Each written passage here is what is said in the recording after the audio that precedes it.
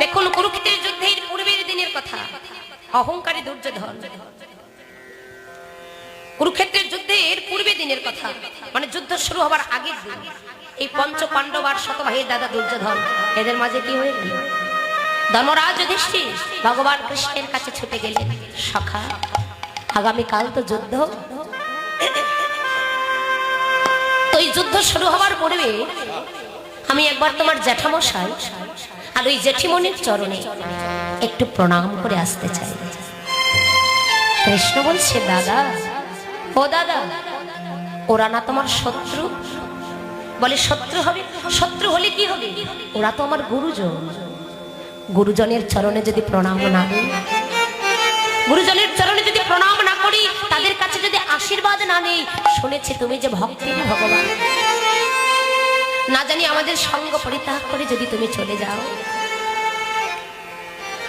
কৃষ্ণ বলছে, সখা এজন্যই তো আমি তোমাদের সঙ্গ পরিত্যাগ করতে পারি না।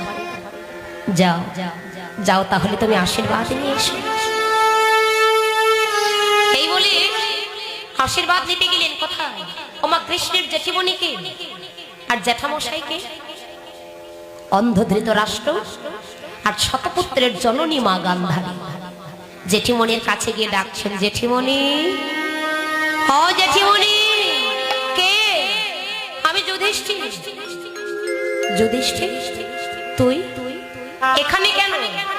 কি করতে এসেছিস? ওরে আগামীকাল না যুদ্ধ, তুই এখানে কি করতে এসেছিস?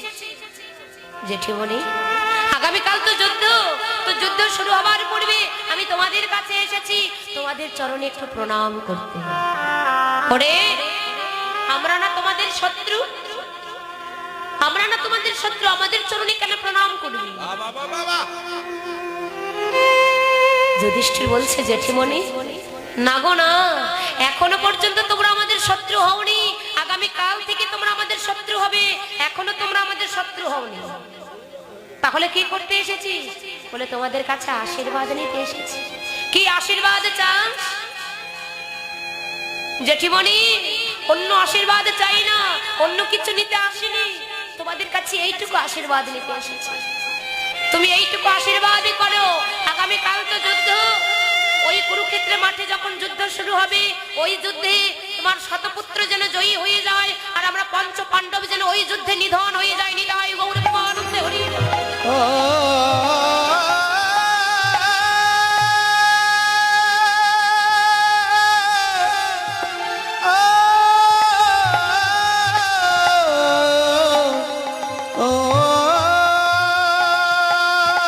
ওই যুদ্ধে তোমার শতপুত্র যেন জয়ী হয়ে যায়, আমরা পঞ্চ পাণ্ডব যেন কুরুক্ষেত্রের মাঠে নিধন হয়ে যায়।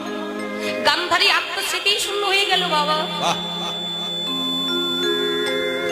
তুই কি আশীর্বাদ চাচ্ছিস? ধন সম্পদ চাস না, অর্থপাত্র চাস না? জেঠিমণি, না, এই ধন সম্পদ দিয়ে কি করি, অর্থ সম্পদ দিয়ে কি করি, এগুলো চাই, এইটুকু আশীর্বাদ। কুরুক্ষেত্রে মাঠে নিধন হয়ে আবার যদি কোনদিনই কোনো কৃপা গোবিন্দ এই ভব মাঝে আমাদের পাঠিয়ে দেন, জেঠিমণি, সেদিন ফিরে এসে আমরা কিছু করিতে না পারি, কোনো দুঃখ নেই, কিন্তু এইটুকু আশীর্বাদ করো, সেদিন যেন আমরা আবার ফিরে এসে কৃষ্ণ চরণ সেবা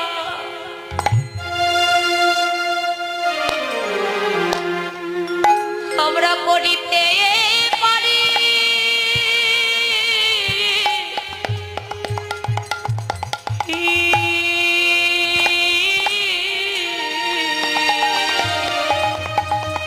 সেদিন যেন ওই কৃষ্ণ চরণ সেবা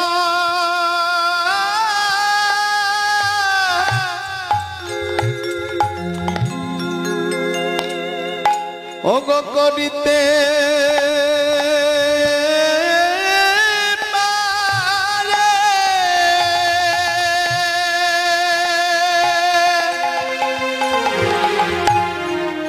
সেদিন যেন কৃষ্ণ সেবা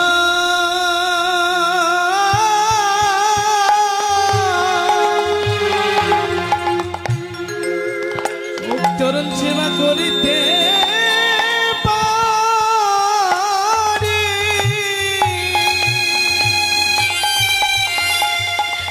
সেদিন যেন কৃষ্ণ চরণ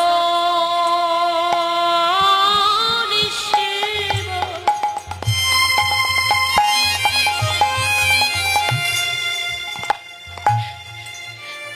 করিতে পারি।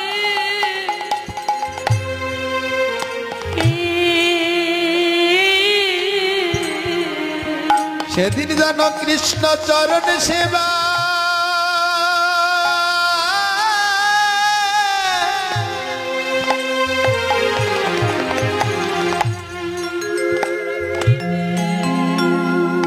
ও গো করিতে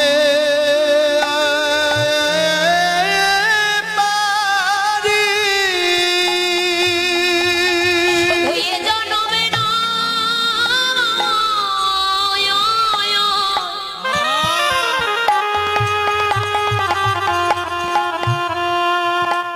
প্রতি জনমে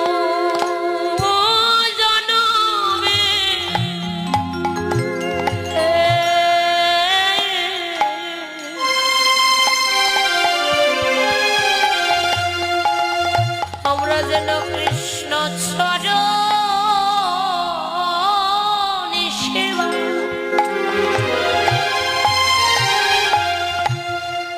সেবা করিতে পারি।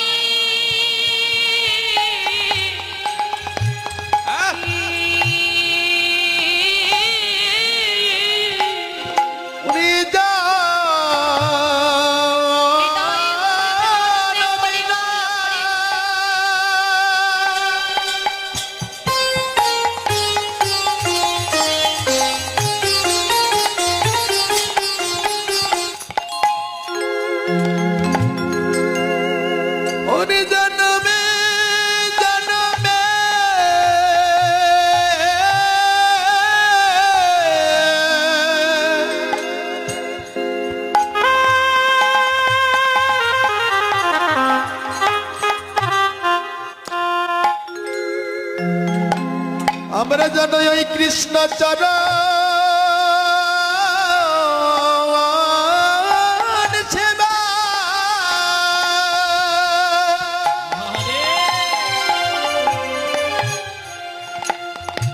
ও গো করিতে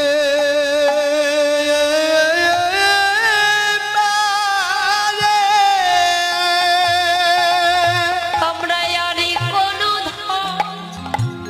হরি চাই না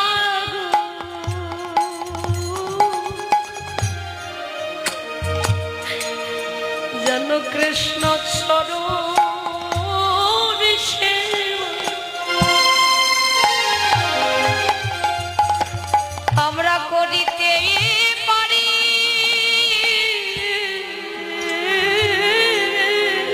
ওরে আর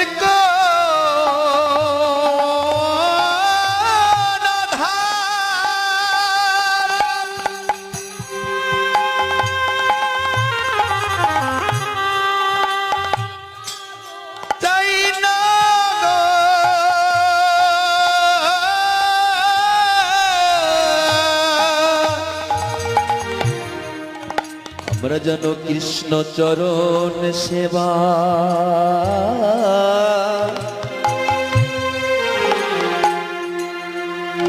ভোগ করিতে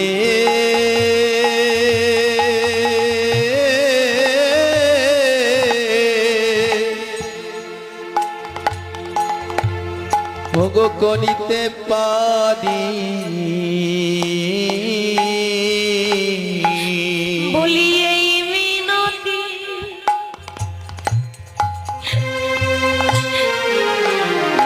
জনই রাখিল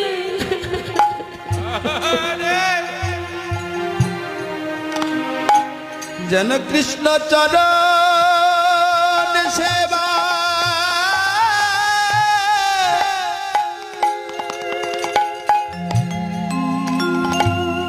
ভোগ করিতে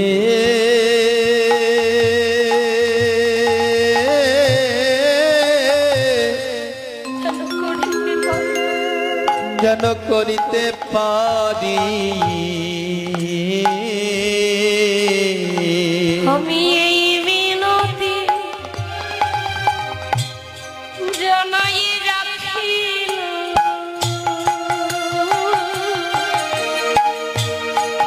যেন কৃষ্ণ চরণ সেবা আমি করিতে পারি।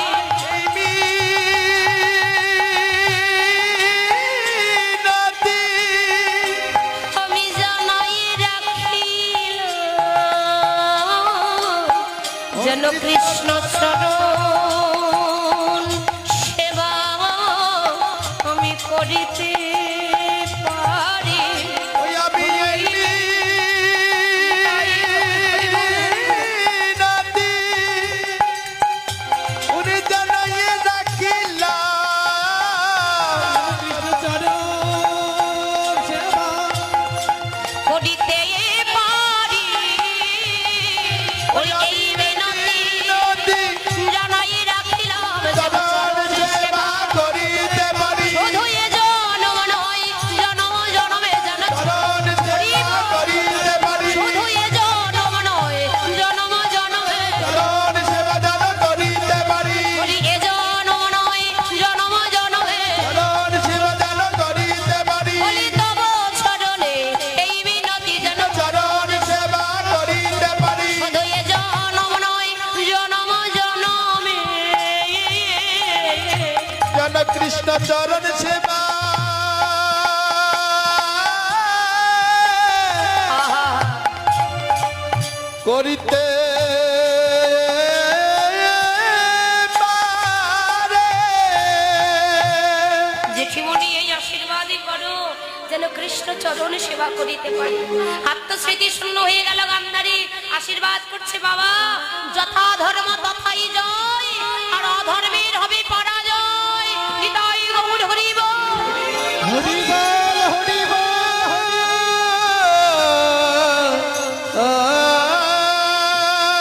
আশীর্বাদ করছে যথা ধর্ম তথাই জয়, অধর্মের হবে পরাজয়। দুর্যোধন ছুটে এসে বলছে মা, এ তুমি কি আশীর্বাদ করলে মা? গান্ধারী বলেছে বাবা, যে আশীর্বাদ করেছে ঠিকই করেছে। ওদের আর যুদ্ধ করতে হলো না, বিনা যুদ্ধে ওরা জয়ী হয়েছে, বিনা যুদ্ধে ওরা জয়লাভ করেছে, যুদ্ধ আর করতে হবে না। যুধিষ্ঠির ছুটে গেলেন কৃষ্ণের কাছে, কৃষ্ণ মুখে জড়িয়ে ধরে বলছে দাদা, বলো দাদা, আরো কি তোমাদের যুদ্ধ করতে হবে? সখা, যুদ্ধ করব না, কিন্তু ওরা যদি আমাদের 5টি ভাইকে 5টি গ্রাম দিয়ে দেয় তবে আর যুদ্ধ করব না। এই প্রস্তাব ভগবান কৃষ্ণ দুর্যোধনের কাছে রাখলেন, কিন্তু বাবা দুর্যোধন দিতে রাজি হলেন না। বলে যুদ্ধ ওদের করতেই হবে, বিনা যুদ্ধে আমরা তাদেরকে কখনো রাজি নই, যুদ্ধ করতেই হবে। বেশ, যুদ্ধ হবে। আগামী কাল থেকে কুরুক্ষেত্রের মাঠে যুদ্ধ শুরু। এমন সময় দুর্যোধন বলছে, সখা আগামী কাল থেকে তো যুদ্ধ, এবার বলো তাহলে তুমি কার পক্ষ অবলম্বন করবে? আমরা শত ভাই আমাদের পক্ষ অবলম্বন করবে নাকি ওই পঞ্চ পাণ্ডবদের পক্ষ অবলম্বন করবে? ভগবান কৃষ্ণ বললেন না গো না, এ কথা আমি এখন তোমাদের বলতে পারবো না, আজ আমি তোমাদের পরীক্ষা নেব। কি পরীক্ষা? আমি দ্বারকায় একটা ঘর বেঁধে থাকবো, দ্বারকায় আমি একটা ঘর বেঁধে থাকবো, আর সেই ঘর বেঁধে যখন থাকবো, রাত্রি যখন প্রভাত হবে, প্রভাতকালে সকালবেলা ঘুম থেকে উঠে আগে যার বদন দর্শন করবো আমি তার পক্ষটাই অবলম্বন করবো। ভগবান চতুরের শিরোমণি ভগবান ভক্তের পরীক্ষা নিচ্ছে কি করে বাবা? দ্বারকায় ঘর বাঁধলেন, ঘর বেঁধে ভগবানের মস্তকের দিকে করেছিলেন একটা রাজ সিংহাসন, আর চরণের দিকে করেছিলেন একটা কুশের আসন। ওমা, যারা অহংকারী হয় তাদের স্থানটা কোথায়? উপরে, তাদের স্থান কখনো নিচে হয় না। রজনী প্রভাত হবার আগেই সবার আগে দুর্যোধন দ্বারকায় গিয়ে ভগবানের মস্তকের দিকে ছিল রাজ সিংহাসন, ওই সিংহাসনটা গ্রহণ করেছিল। আর রজনী প্রভাত হয়ে গেল, গুটি গুটি পায়ে সখা অর্জুন চলে গেল দ্বারকায়। দ্বারকায় গিয়ে দেখতে পেল দুর্যোধন সবার আগে এসে রাজ সিংহাসন গ্রহণ করছে। মনে মনে ভাবছে, গোবিন্দকে বলছে যে আগে আসবে তার পক্ষ অবলম্বন করব। দুর্যোধন সবার আগে এসেছে, আমরা তো এই মাত্র এলাম, আমরা মনে হয় সঙ্গ থেকে বঞ্চিত হয়ে গেলাম, আর মনে হয় সঙ্গ পেলাম। এবার চরণের ধারে গিয়ে যে কুশের আসন ছিল, সখা অর্জুন ওই কুশের আসনটা গ্রহণ করলেন। বাবা, ওই কুশের আসনটা গ্রহণ করে ভগবানের চরণ দুটি বুকে জড়িয়ে ধরেছেন।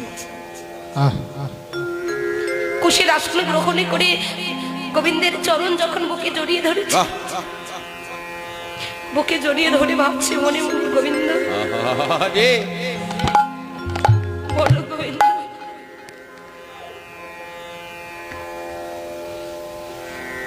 আর কি আমরা তোমার সঙ্গ পাবো না?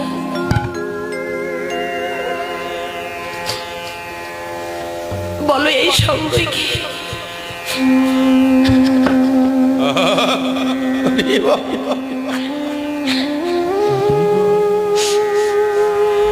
বলো গোবিন্দ, এই সঙ্গই কি আমাদের জীবনের শেষ সঙ্গ?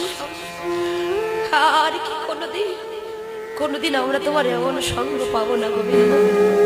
চরণ বুকে জড়িয়ে ধরেছে আর মনে মনে ভাবছে, গোবিন্দ বলো এই সঙ্গই কি আমাদের জীবনের শেষ সঙ্গ? এমন সঙ্গ কি আমরা কোনোদিন পাবো না? এমন করে ভাবছে, আর নয়নের জল যেন গোবিন্দের চরণের পর পড়ছে। টপ টপ করে ঝরঝর করে নয়নের জল গোবিন্দের চরণের উপর পড়ছে। দেখে মনে হয়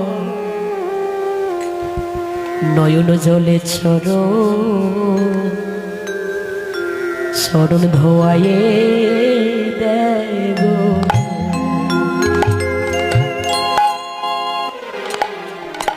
দেখে মনে হয় নয়ন জলে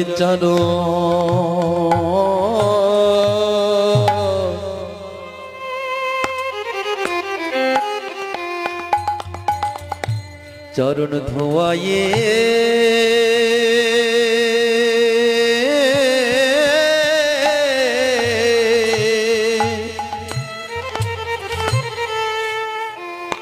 ধোয়ায়ে দেয় গো।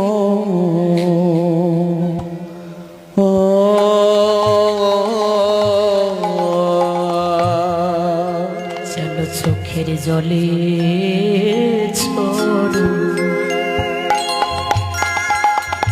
চরণ ধোয়ায়ে দেয় গো। যেন চোখের জলে চরণ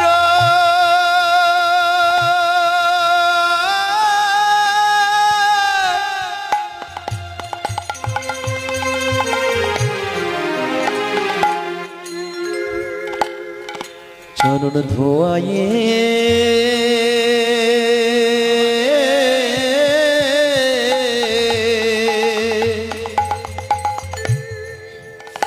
ধোয়ায়ে দেয় গো। মদিরারে কি ভাগ্যে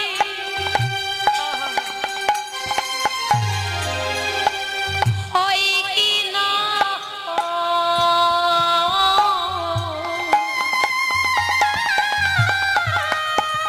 যেন চোখের জলে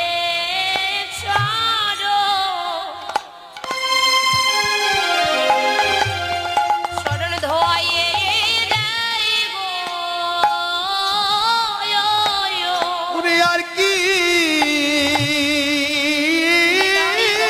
ভাগ্যে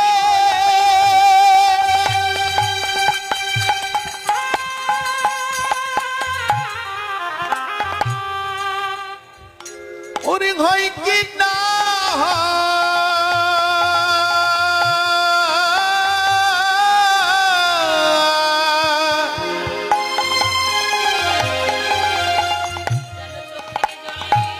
যেন চোখের জলে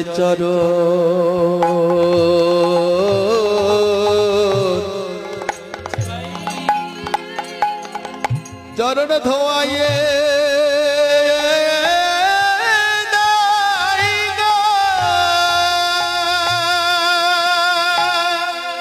বুকে জড়িয়ে ধরে বলছে, কেঁদো না সখা কেঁদো না, এই জগতে যারে কেহ নাই তারে তো আমি আছি। কেঁদো না, অমনে করি কেহ যদি চোখের জলে ডাকে আমি যে সইতে পারি না। মনে রেখো জগতে আর কেউ নাই, তারে আমি আছি। যার কোনো আশ্রয় নেই তার একমাত্র আশ্রয় হলাম আমি। এই জগতে যার কেহ নাই সখা, ও তার শেষের গতি আমি করি। হৃদয় গৌর হরি তার শেষের গতি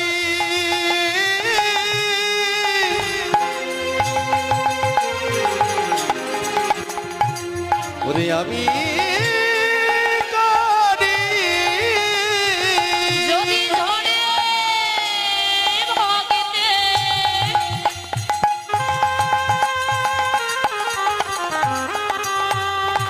দুফোঁটা নয়ন মারি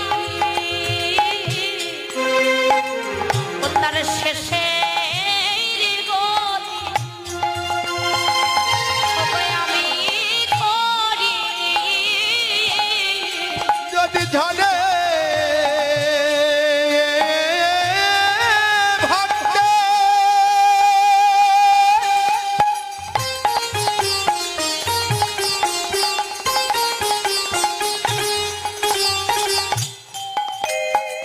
দুফুটা নয়ন বাড়ি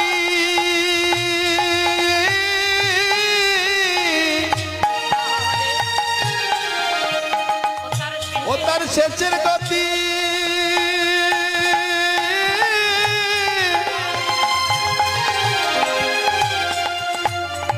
আমি নিজে করি। যদি কেহ ডাকার মতো তারে ডাকিতে পারে, যদি কেউ ডাকার মতো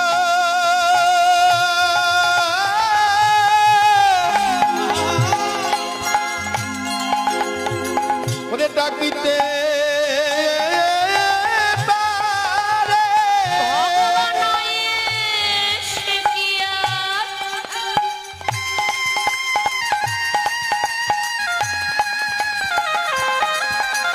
দূরে রইতে পারে। যদি কেহ তারে ডাকা মতো ডাকিতে পারে